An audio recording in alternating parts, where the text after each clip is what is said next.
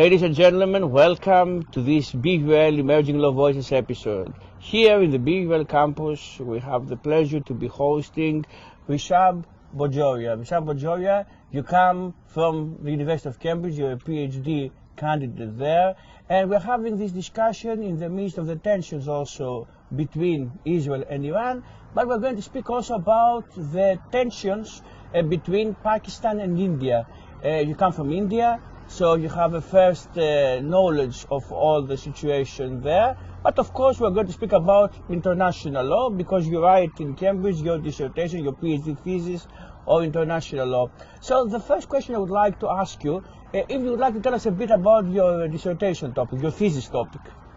So I work on the Indus Waters Treaty, which was a water treaty signed between India, Pakistan and the World Bank in 1960.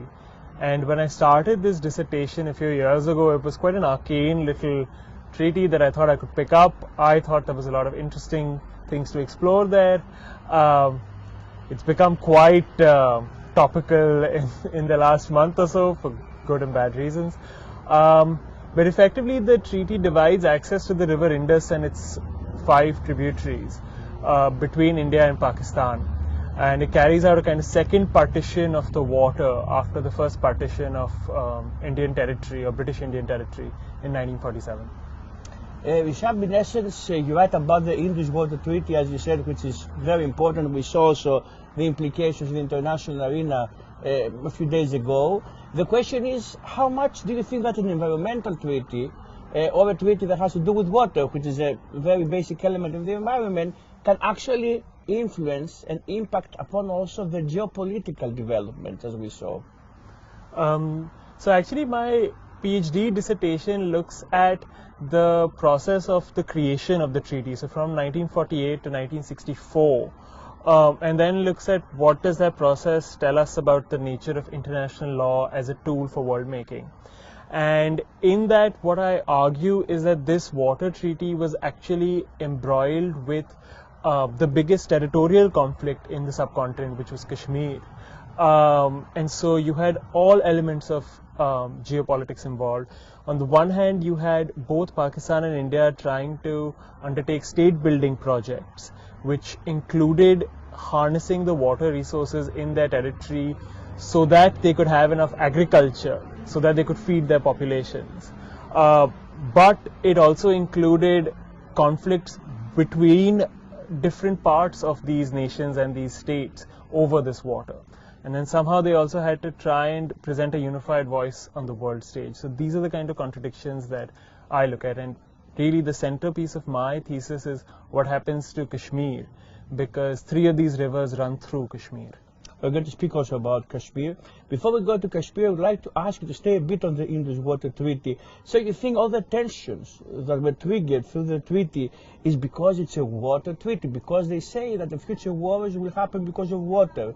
So it's this water element that was crucial here, or as you said before, it's the fact that already from 1944 the treaty itself was built in a kind of a disputed way of legislating internationally.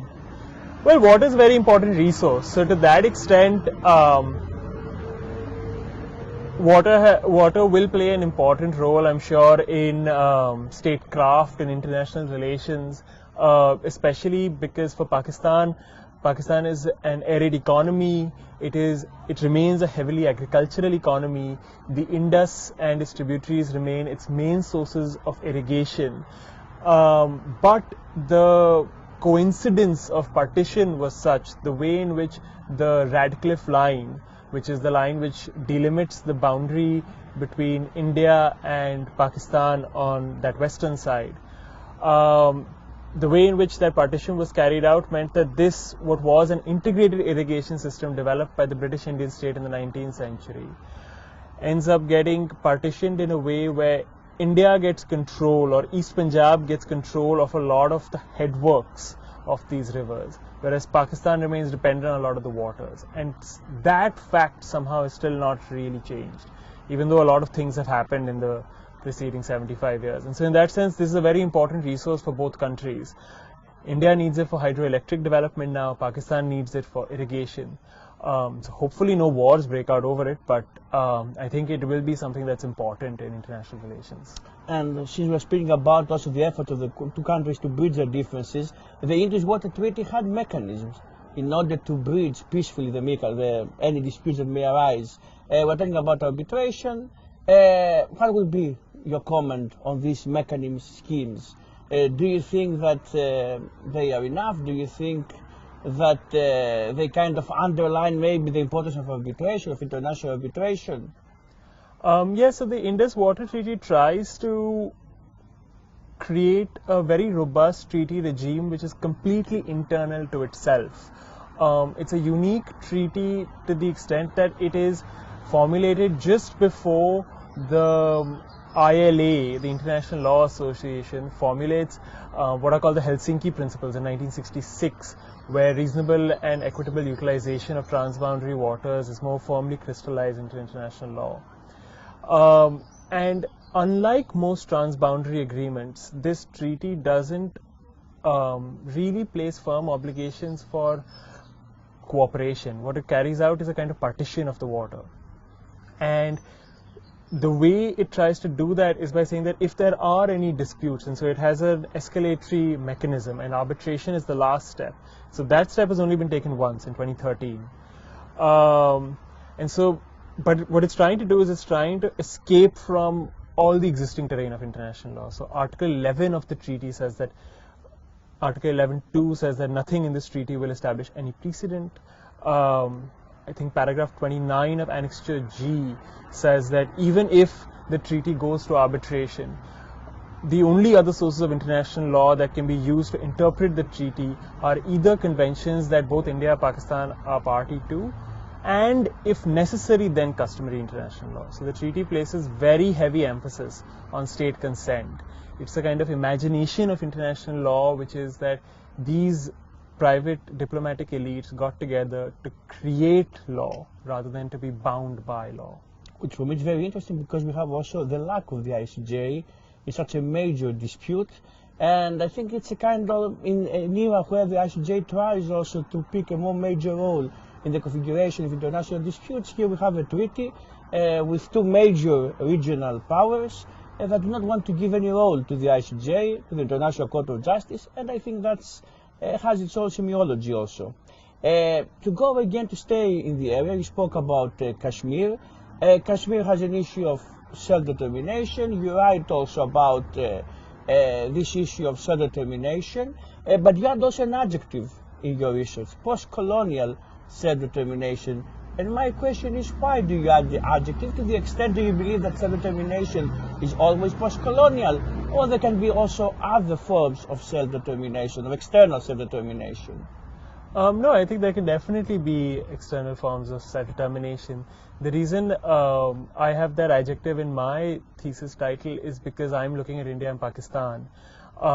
These are two post-colonial states in that they are emerging from formal colonialism.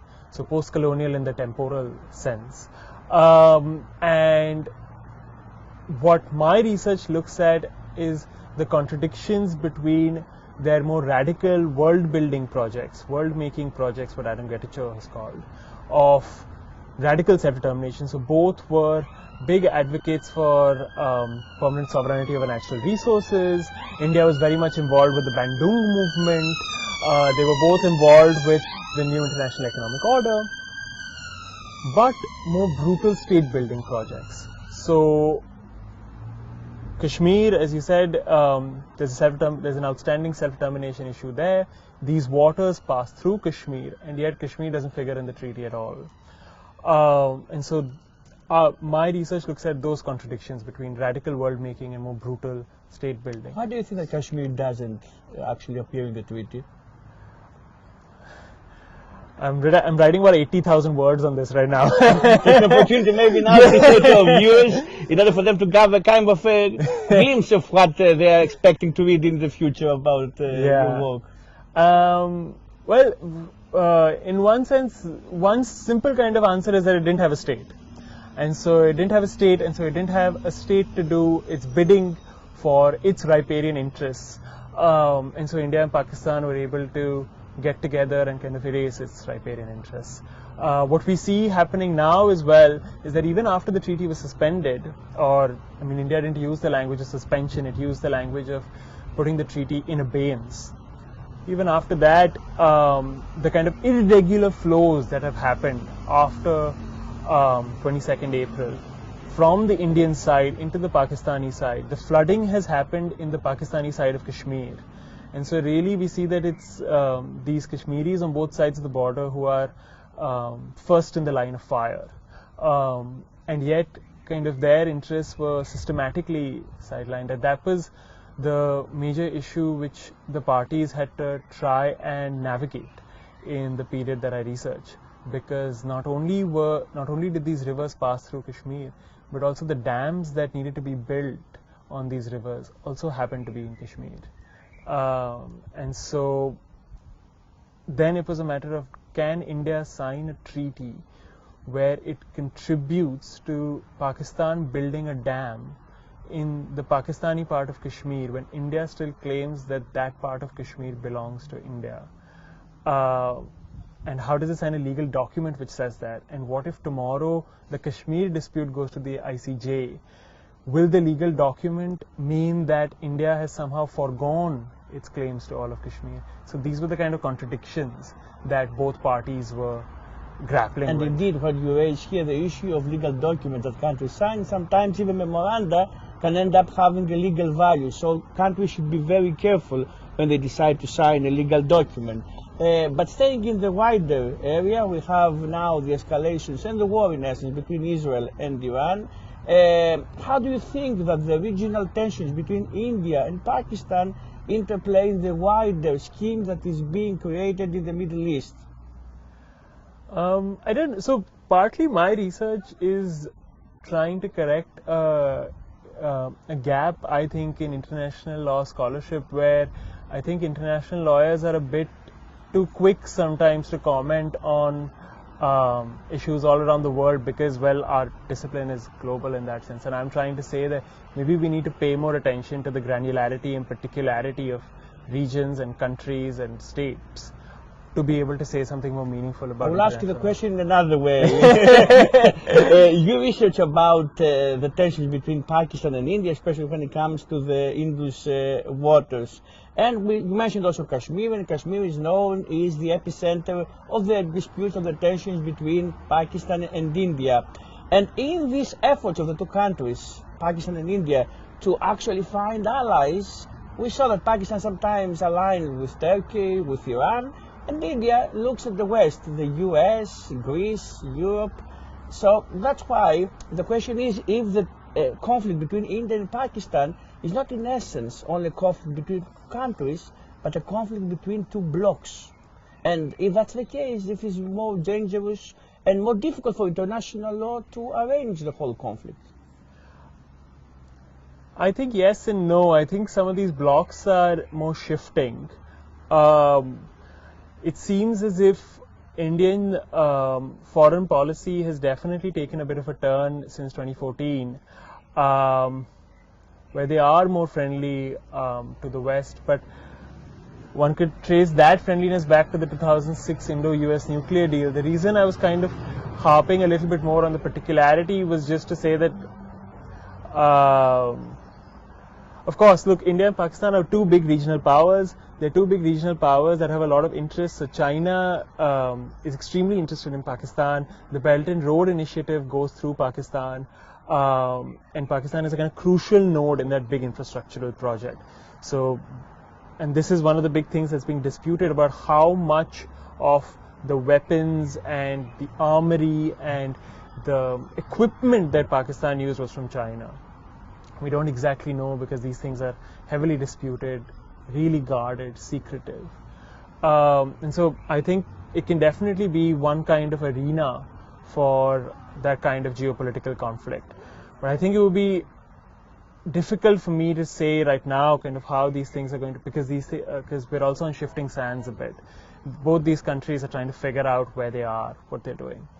In essence, you're right about, again, self-determination. You're right also about political economy, international law and political economy. And the political economy is a notion that pertains to political sciences. We saw the junction between international law and a number of other fields, not so much about political economy. So what's your comment about it? So the way I think about it is that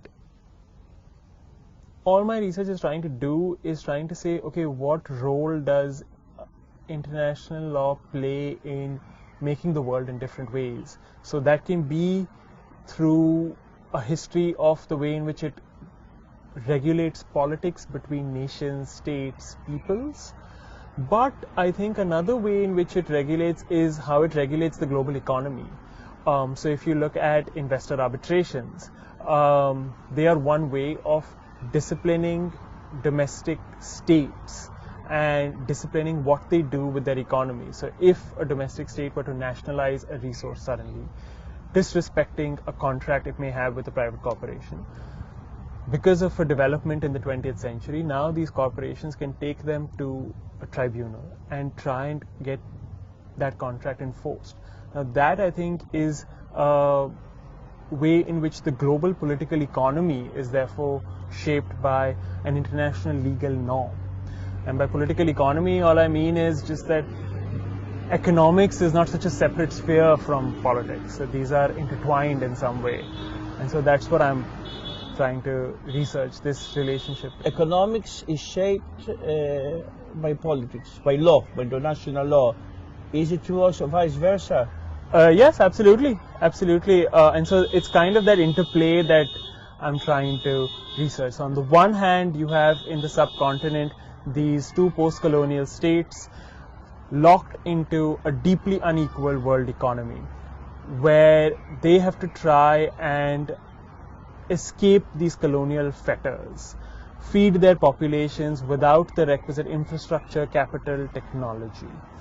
And so that is both an economic bind but also a political bind, because so if they don't have enough food, for example, both India and Pakistan go to the United States for wheat through what's called the PL 480 program at this time. And the United States uses that for political leverage in decision making in both India and Pakistan. So that's a political sovereignty issue that's stemming from a lack of economic independence. It's what Kwame Nkrumah called neocolonialism. So on the one hand we have that. On the other hand we have these states then replicating similar kinds of processes in Kashmir, where the water from Kashmir is basically extracted for hydroelectric development, for irrigation in other parts of India and Pakistan. Whereas the dams built in Kashmir, for example on the Pakistani side, end up displacing 100,000 people, submerge 100 villages. And so I think what the lens of political economy can give us is try and see this fractal domination and how these things are intertwined. So the Indus Waters Treaty wouldn't exist if not for these economic imperatives, and these economic imperatives wouldn't have been changed if not for the Indus Waters Treaty. One last question, Rishabh. You speak about political economy, very interesting points you made. This pertains especially to the present and the future, but you write also about the history of international law. You look at the past. Why do you do that? And if you think that these two elements can be bridged, meaning history of international law and then political economy, how are they associated? Or they're not associated, you just have two different, distinct fields that you are interested in? I think actually looking at the archives shows you how associated they really are. Because the way in which these state managers are making decisions are so intertwined with these basic economic imperatives, because ultimately the state needs to be able to feed its population, but it also has imperatives of, for example, with India, for both India and Pakistan, Kashmir becomes an important political imperative, and so they are trying to constantly juggle these things. And so for me, actually the political economy just happened almost, because I was looking at the history and it seemed to me that the most truthful way of conveying that history would be to look at this other field which has thought a lot more about these questions. Thank you very much, Rishabh. Ladies and gentlemen, it was Rishabh from the University of Cambridge, the PhD candidate who was here with us today at the BUL campus. We bid you farewell, and we look forward to seeing you in the next BUL Emerging Global Voices episode.